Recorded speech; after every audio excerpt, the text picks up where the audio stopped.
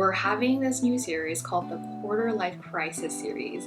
And one of the things that we want to talk about is about money, finances, and how expensive adulting can be. I feel like a big part of the quarter life crisis is wanting to move on to the next life stage, but also wanting freedom. And a lot of that comes with money. Absolutely. And so it's tough. It's like, yeah, like I would love to like have a big house with a dog and a child, but Can I afford that? No. I remember when I first got my job offer, do I need to negotiate? Like, what do I respond, right? I tried negotiating like $2K on my first job offer. I got shot down. How do you ask for a raise? Like, all of those things are like super new, and no one really explicitly teaches you how to do those things. Like every big life stage move that you have, you realize how much money it costs. So it's like a wedding, for instance. Oh my god. Like we were just talking about the other day, like, maybe we should just elope. I know, like honestly, it's no like, wedding.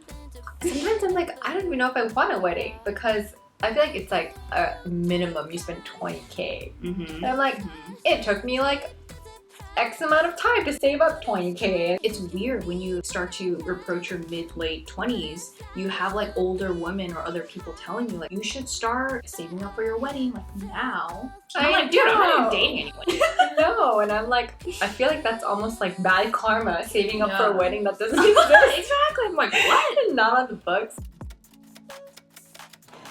In the older generation, it was very typical for like when you reach your 30s, you buy a house. But for us, it is not the case. I agree. My director was actually like talking to me. He was like, what was I doing at 26? He was like, oh, I just bought a house.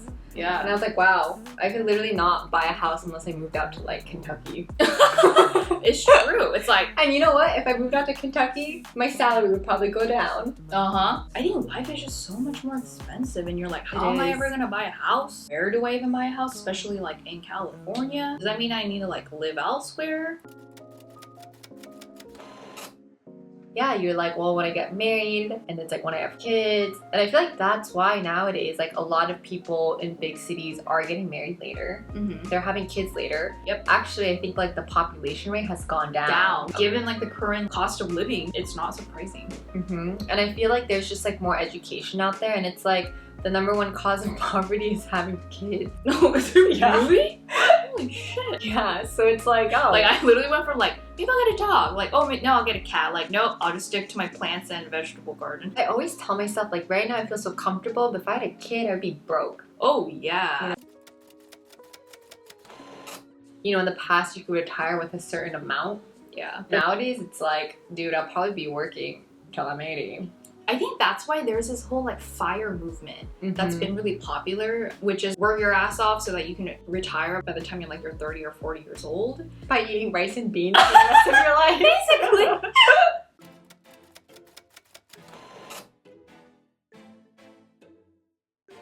Money basically like equals freedom.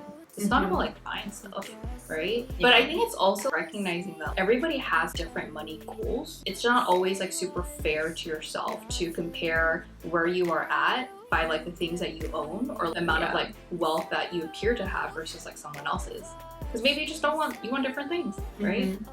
It's like you can show that you have a certain level of status, but like, what's in your bank account? It's How like much a do you have in comparison savings game. or like in the stock market, whatever. Yeah. Things are never as what they seem, and I feel like my mom always tells me like the richest people like don't look rich. Yeah, I agree. So like those things like at the end of the day like really don't matter. I guess I really started to ask myself as I got older, like, does my bank account and my actions reflect my priorities?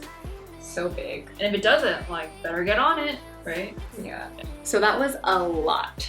And again, this is called the Quarter Life Crisis series, which means that like we are still in it. We're in the grind, so we don't have all the answers. And this is just like a rambling of our thoughts, you know? Yeah. So hopefully you can relate or resonate or feel a little bit comforted. And let us know if there's any other ideas you have about the Quarter Life Crisis series. You know, we're always open. And thanks so much for watching. Bye!